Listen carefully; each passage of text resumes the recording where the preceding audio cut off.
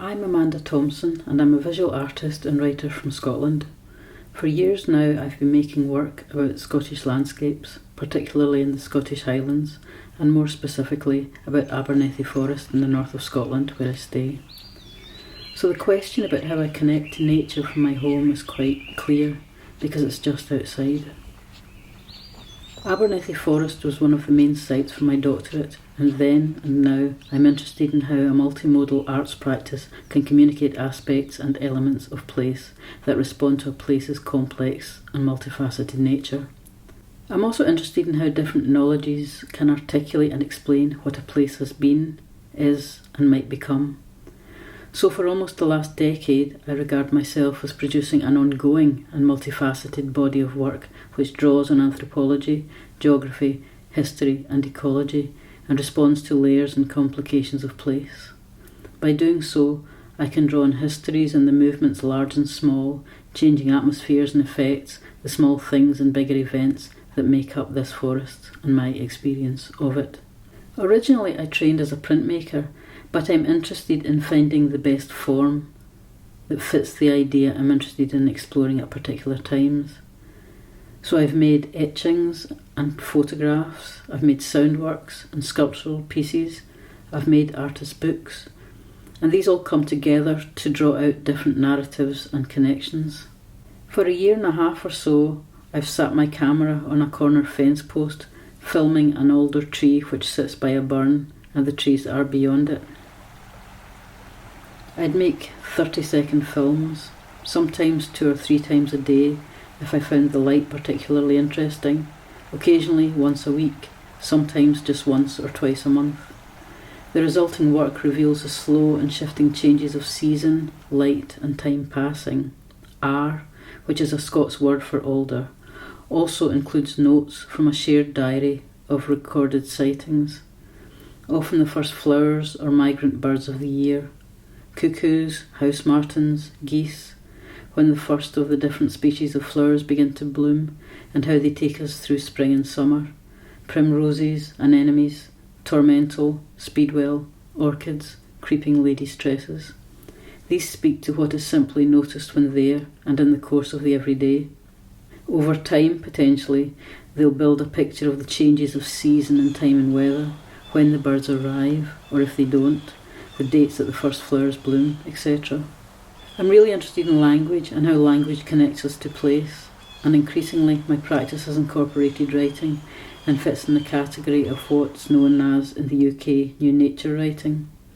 Often, however, the writing comes from artwork I've made, and I use writing to go into some of the themes that my art relates to in more depth.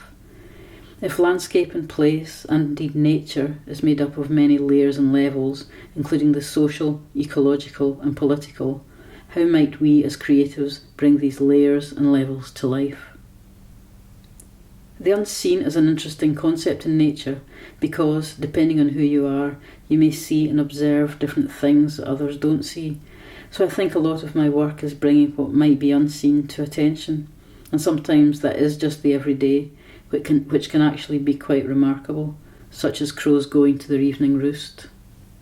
Writing allows me to bring in other narratives, perhaps social, perhaps historical, sometimes a whole mixture of things. A piece I wrote about crows, published in Gutter 21, which is a Scottish literary magazine, started from observing how crows gather at dusk, or what we call the gloaming in Scotland. Afterwards, I wrote a piece, and using the essay, I was able to contextualise crows in a much more layered way than the video was able to convey. This is an excerpt from the essay. Rooks pair for life, and research on rooks seem to show that they remain in the sites where they breed. Some rookeries are many decades old, and they often nest in the colony where they were born. Such reliability and loyalty to place may explain why the first Sunday in March used to be referred to as Craw Sunday, the date when crows were traditionally supposed to start nest building, or, as D. Gilmore wrote in 1873, the day when, quote, crows commenced housekeeping for the year.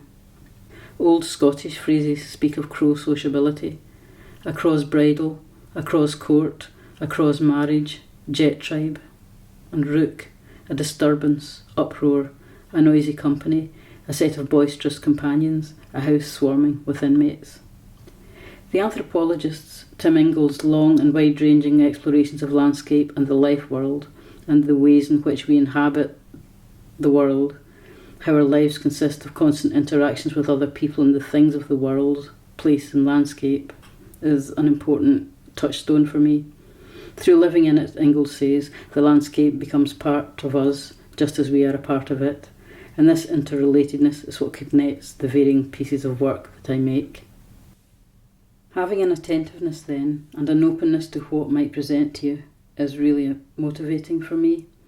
You can never know what will spark your attention or what will grab you and make you want to make work. Once in a second-hand bookshop I came across an old 19th century dictionary of the Scots language and eventually started to gather these old Scots words, most of them no longer in use. And they were words that related to aspects of nature: land, water, birds, weather, woods, walking. The phrases for crows mentioned above come from this book. The book I wrote, A Scots Dictionary of Nature, holds at its core the poetic and artistic ways that language can reveal connections to and relationships with places and landscapes. But it also creates a temporal aspect and a connection to the past that was missing for me with my other work.